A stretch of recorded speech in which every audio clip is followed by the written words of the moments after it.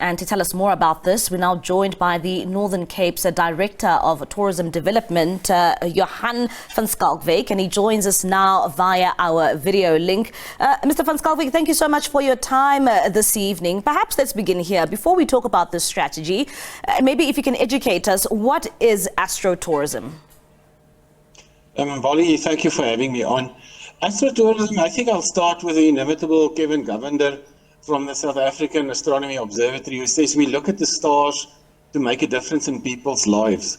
So astronomy tourism is simply to use the cultural knowledge of stars, to use the scientific knowledge of stars, and to use the storytelling that goes with it in local communities, especially in the Northern Cape, and to combine all of that into a tourism experience. And Johann, coming to the strategy itself, I mean, South Africa is the first on the continent to have an actual strategy towards astrotourism.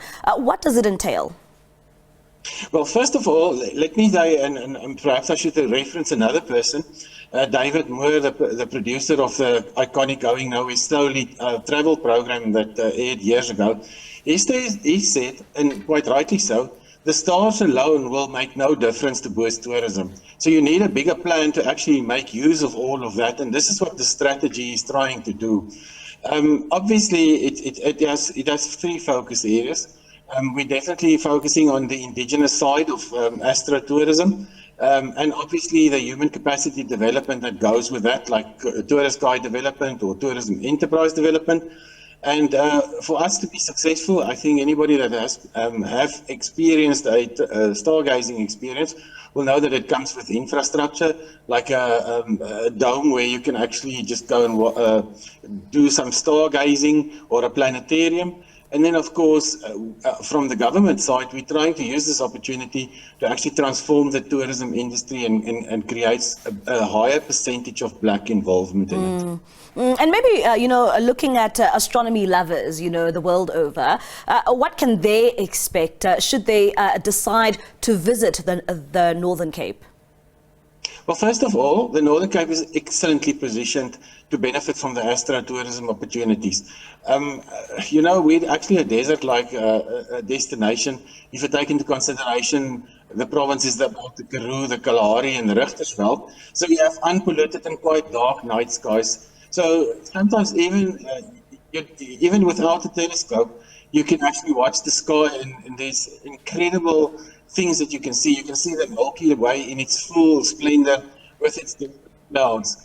Obviously, there's also the storytelling that goes with the communities. And actually, we're going to use the strategy to take a leaf from what David Kramer and Talib Peterson did years ago. With they actually went into Northern Cape communities and identified indigenous music, and they put it on their Karoo Guitar Blues album. And so we're going to try and do the same thing from astrotourism by letting the communities and their stories and their unique character actually make it very interesting for people to give something different than just the science of tourism. So our people and their unique communities and who they are will speak for themselves. The other thing that is also interesting about the Northern Cape is many of the world's very biggest telescopes, like the South African Arts Telescope in Sutherland or the Square Kilometre Array Telescope in the Northern Cape, are in our province. And that creates also a lot of opportunities from various tours that you can do, stargazing tours that you can do. We have got one of the three planetariums or private planetariums in the province of Sutherland. So that makes also a big difference in how we actually promote ourselves, or actually what people also can experience.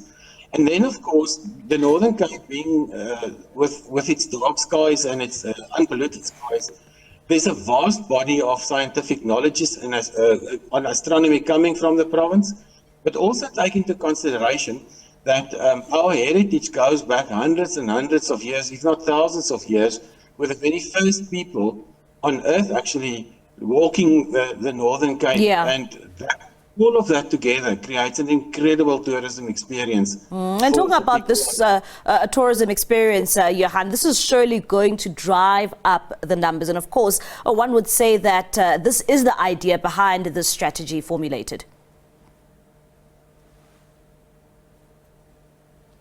Johann, can you hear me?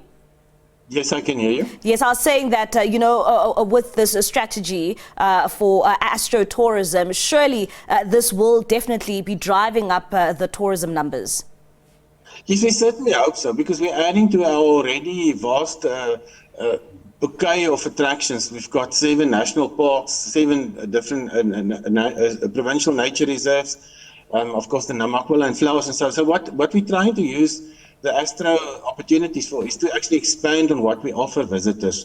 And again, I go back to the storytelling and the indigenous storytelling. What we do actually from a government perspective is we not just only develop infrastructure like the fantastic science center that we're going to build in Carnarvon, and the construction is going to start next year. We're also using opportunities around that to create, for instance, astrotourism guides or astrotourism enterprises. We developed, for instance, a lot of infrastructure and experiences on our Karoo Highlands tourist route and the Forgotten Highway tourist route. So there's a lot of things that we actually launched that's funded by National Department of Tourism as well as the Northern Cape Department of Economic Development and Tourism. And of course, I mean, we are a country that struggles with a high unemployment rate. One would also ask, how does the Northern Cape community get to benefit from this new strategy? This is the wonderful opportunity that we have with astrotourism. Last night I was speaking at an engagement in Victoria West, and I actually reminded the audience that there's a lot of stories that their grandparents told them, and maybe when they were young they laughed at it and they thought that it wasn't serious. But they can actually use those stories today with knowledge that we will help them to acquire on astronomy to actually make some money out of it. So we see the opportunity of astrotourism as very lucrative to actually literally bring people who maybe not have completed school or people with no qualifications, to bring them on board, and with the help from government, for instance, like the South African Radio Astronomy Observatory, we literally invest in a lot of young people, youth people, and we benefit from what they already know from the stories they tell themselves or what their grandparents told them, and we help them to guide them to actually become a tourist guide or a tourism enterprise business. All right, Johann, thank you so much for your time and for giving us that insight. That is Johann van Schalkwyk, Northern Cape's Director of Tourism Development.